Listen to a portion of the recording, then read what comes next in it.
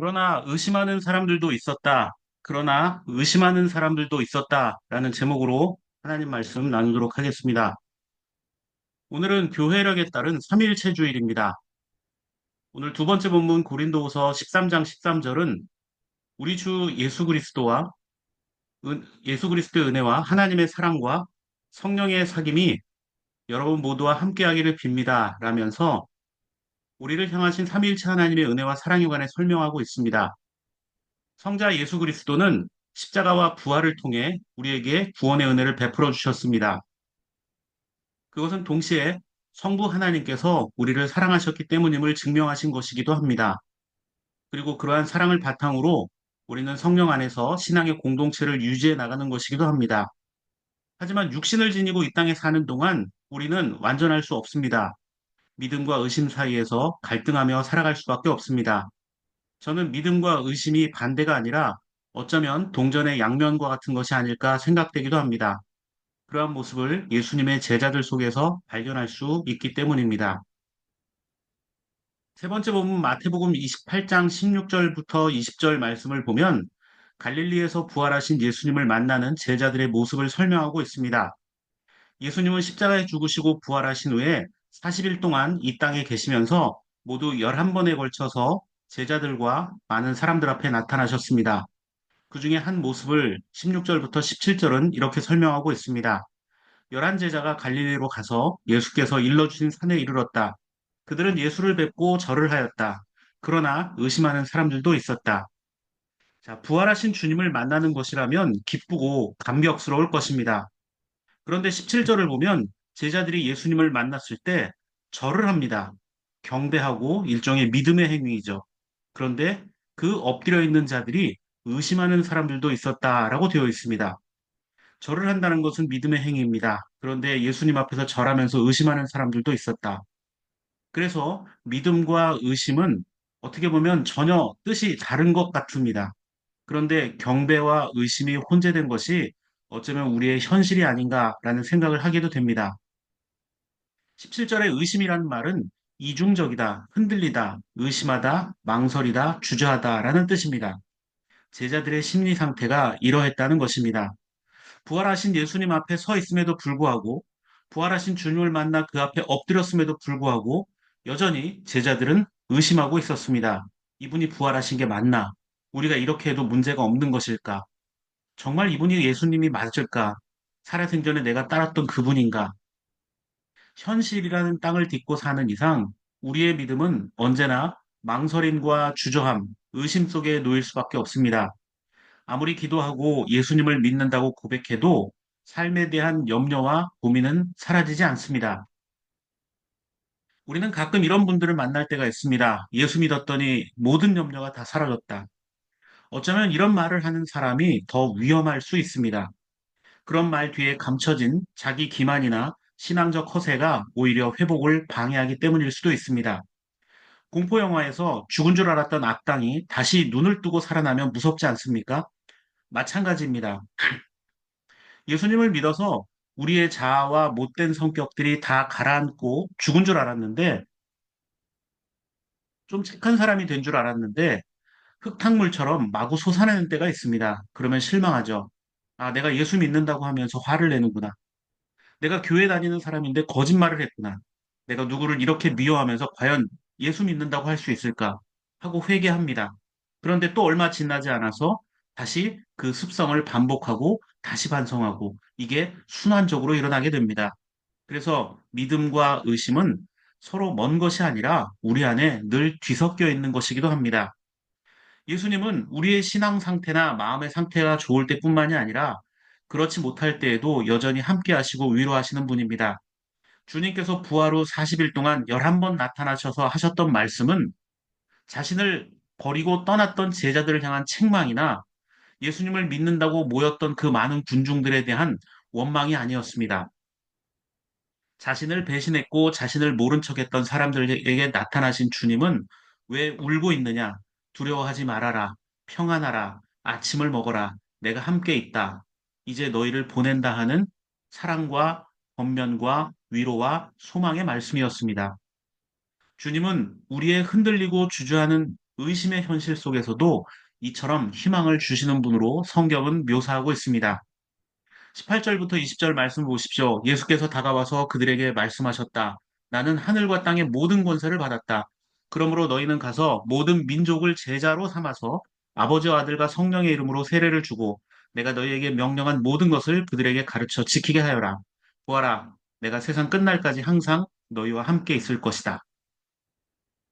제가 지난주에도 이 말씀을 본문으로 나누면서 특히 19절부터 20절 말씀은 다른 성경 구절은 기억나지 않더라도 반드시 기억해 주시면 고맙겠다라고 말씀드렸습니다.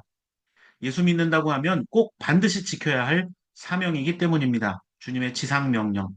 이 주님의 지상 명령의 핵심이 무엇일까요? 선교를 중요하게 생각하는 사람들에게는 가라, 민족을 제자 삼아라, 세례를 주어라, 이런 말들이 중요할 것입니다. 제자 훈련을 강조하는 이들에게는 가르쳐 지키게 하라, 이 말씀이 중요할 것입니다. 그러나 이런 모든 말씀들 가운데 가장 중심이 되는 말씀이 있습니다.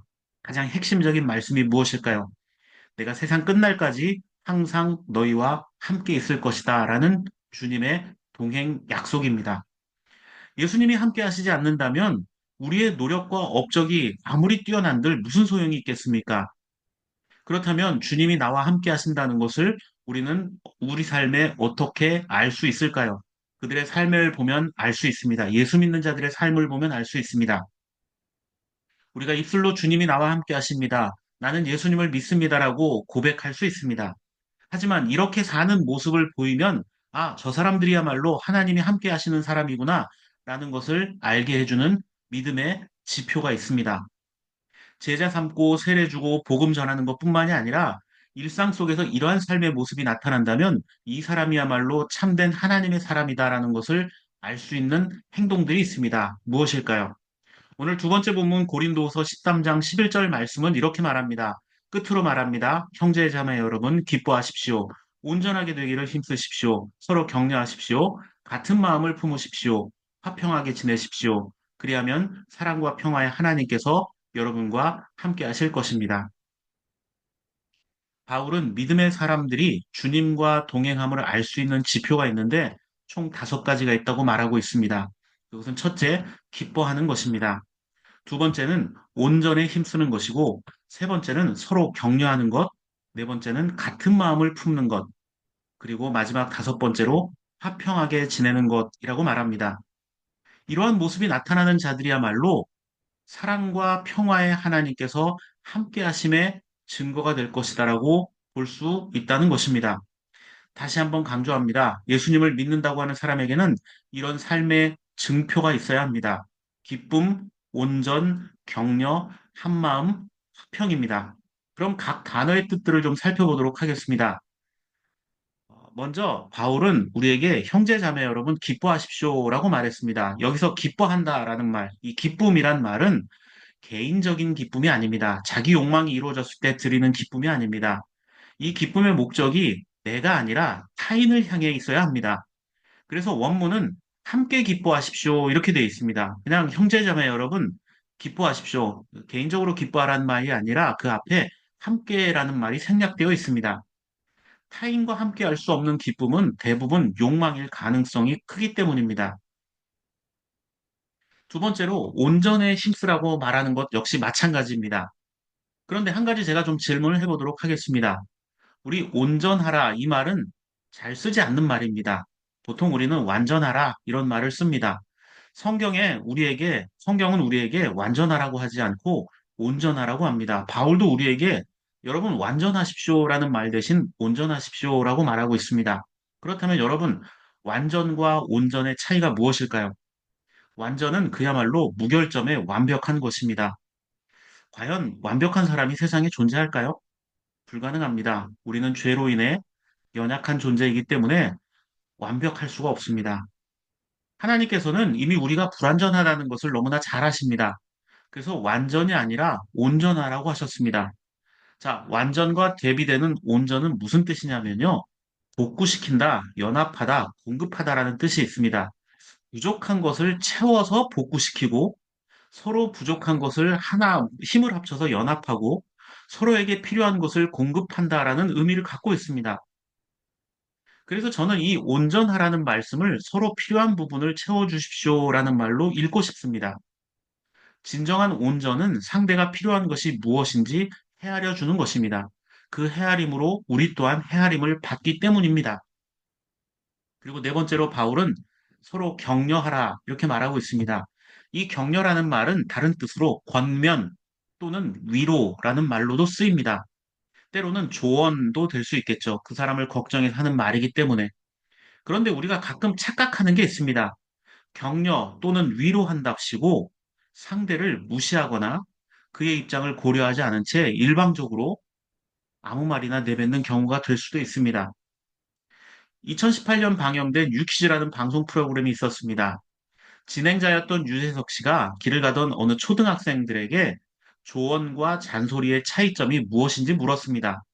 그러자 한 초등학생이 이런 말을 했습니다. 잔소리는 왠지 모르게 기분 나쁜데 충고는 더 기분 나빠요 라고 답했습니다. 참으로 명언이죠. 사람들은 격려와 참견을 혼동합니다. 특히나 기독교인들이 장례식장에서 하는 무례한 행동들이 있습니다. 성경 구절을 말하면서 천국 갔는데 울지 말라거나 하나님이 천사가 부족해서 하늘나라로 데려가셨다라는 이런 무례한 표현으로 상처를 주는 경우가 있습니다. 예수 믿는 사람들도 감정 표현하는 게 좋습니다. 여러분, 혹시 누군가 슬픔을 당한 그 어려움에 갔을 때 성경 구절 가지고 무언가 위로하려 하지 마십시오. 그저 그 옆에서 똑같이 감정 표출해주면 됩니다. 그래서 로마서 12장 15절에서요, 바울이 뭐라고 했습니까? 기뻐하는 사람과 함께 기뻐하고 우는 사람들과 함께 우십시오라고 말했습니다. 예수 믿어도 슬프면 울어도 됩니다. 기분 나쁘면 뒷감당할 수 있는 수준에서 화를 내도 됩니다. 그리고 사람들이 또 실수하는 게 있죠. 내 경험에 의하면 자식 같아서 한마디 하는데 기분 나쁘하지 말고 들어. 이런 말들도 마찬가지입니다. 차라리 상대에게, 어려움에 빠진 상대에게 어떻게 하면 좋을까? 너는 어떻게 생각하니? 라고 묻던지 아니면 말없이 옆에 있어주는 것만으로도 큰 위로가 될 수 있다는 점입니다. 바울은 네 번째로 같은 마음을 품으라고 말합니다. 같은 마음을 품는다라는 말은 이해하고 배려하고 염려해 주는 것입니다. 성경에서 지혜롭게 행동하라라고 말할 때 이 지혜라는 말이 이 같은 에일의 류오라는 말에서 유래가 되었다고 합니다. 상대의 입장과 상황이 고려되지 않는 친절과 지혜는 사악함입니다. 그리고 그를 향한 무례함이 될 수 있습니다. 누군가를 이해하려면 또 누군가를 이해하는 그 행동, 누군가를 배려하는 그 마음이 바로 지혜로운 행동과 마음이 될 수 있기 때문이죠. 마지막으로 다섯 번째, 화평하게 지내라고 바울은 권면하고 있습니다. 화평은 단순히 싸움이 없는 상태를 말하는 것이 아닙니다. 이것은 화해나 조화를 뜻하는 것입니다. 어느 한쪽이 일방적으로 누리기만 하는 것은 결코 평화가 아닙니다. 지금 또 중동 지역에서는 전쟁이 벌어지려고 합니다. 그런데 그 전쟁의 목적과 이유를 뭐라고 얘기하죠? 서로 나와서 우리의 평화를 지키기 위해서다. 상대가 평화를 깼기 때문이다라고 말합니다. 누군가를 희생시켜서 얻는 평화는 결코 평화가 아닙니다. 누군가의 희생을 바탕으로 이루어지는 것은 결코 화평이 될 수가 없습니다. 자, 바울이 말한 단어의 의미들을 하나하나 살펴보면 결코 남이 없는 나만을 위한 기쁨, 나만을 위한 온전함, 나에게만 허락하는 격려나 위로, 나만을 위한 마음, 나 혼자만의 평안, 이것은 자기밖에 모르고 사는 사람에게 주어지는 그러한 것들이 아니라는 점이죠. 자기밖에 모르고 사는 사람이야말로 그 삶에 사랑도, 평화도, 하나님도 함께 하시지 않는다는 증거가 아니겠습니까? 신앙인들은 자기가 좋아하는 일 하면서 하나님 일을 하는 것이다라고 그럴듯한 핑계를 대서는 안 된다라고 말합니다. 경북 봉화에서 농사를 지으며 글을 쓰던 농부 작가 전우익이란 분이 계십니다. 이분은 사람이 뭔데라는 책에서 사람에 대한 판단 기준을 농업으로 노동을 하는 분이니까 출세를 했냐 못했냐가 아니라 치사하냐 떳떳하냐로 구분하는 것이라고 했습니다. 치사하냐 떳떳하냐. 자, 많은 사람들이 높은 자리에 올라가고 성공한 인생이 과연 어떤 것인가에 대해서 생각을 합니다. 그런데 이분의 인생 사람의 판단 기준은 치사하냐 떳떳하냐라고 구분을 합니다. 그러면서 시골 학교에 선생님들이 물 쓰는 법을 예로 들고 있습니다. 예전에 시골에 가면 수도가 발달하지 않았을 때에는 우물을 씁니다. 우물을 쓰기 위해서는 반드시 물 한 바가지를 우물에 넣고 펌프질을 해야 됩니다. 그것을 마중물이라고 하죠. 그런데 마중물이 없으면 어딘가에서 힘겹게 물을 떠와서 펌프에 넣어서 펌프질을 해야 됩니다. 자, 그런데 어떤 사람은 물을 헤프게 쓰고 물을 채워두지 않고 그냥 갑니다. 그러면 밉다는 겁니다. 왜냐하면 또 어딘가에서 다시 물을 힘겹게 길어와서 펌프에 넣어야 되기 때문이죠. 그런데 물을 아껴 쓰는 사람들은 다음 사람을 생각할 줄 아는 사람들은 우물을 쓰고 난 다음에 양동이에 다음 사람을 위해서 물을 가득 길어다 놓고 간다는 겁니다. 자, 별것 아닌 것 같은 행동 때문에 사람 판단이 납니다. 그저 다음 사람을 배려할 줄 알고 생각할 줄 아는 작은 행동 하나가 큰 차이를 만드는 것입니다. 일상의 작은 배려에서도 그 사람 됨됨이가 드러나는데 하물며 모든 민족에게 복음을 전하라고 부름받은 신앙인이 자기 멋대로 살아서야 되겠습니까? 그렇다면 우리는 예수 믿는 사람으로서 어떤 마음을 가지고 살아야 할까요? 오늘 세 번째 본문 마태복음 28장 20절은 이렇게 말합니다. 내가 너희에게 명령한 모든 것을 그들에게 가르쳐 지키게 하여라. 보아라, 내가 세상 끝날까지 항상 너희와 함께 있을 것이다. 라고 말씀하셨습니다. 예수님은 우리가 의심하고 산다는 거 잘 압니다. 우리가 연약하고 넘어지는 존재라는 것 너무나 잘 알고 계십니다. 우리가 때로는 하나님을 잘 믿는 것 같지만 주님을 원망하며 살아갈 때가 있다는 것을 너무나 잘 알고 계십니다. 그렇게 믿음과 의심이 교차하는 우리 삶의 한복판에 오셔서 주님은 말씀하셨죠. 내가 세상 끝날까지 너희와 함께 있을 것이다. 내가 방황하고 의심할 때에도 세상 그 누구도 나를 위로해 주지 못할 때에도 여전히 주님은 나와 함께 하시는 분입니다.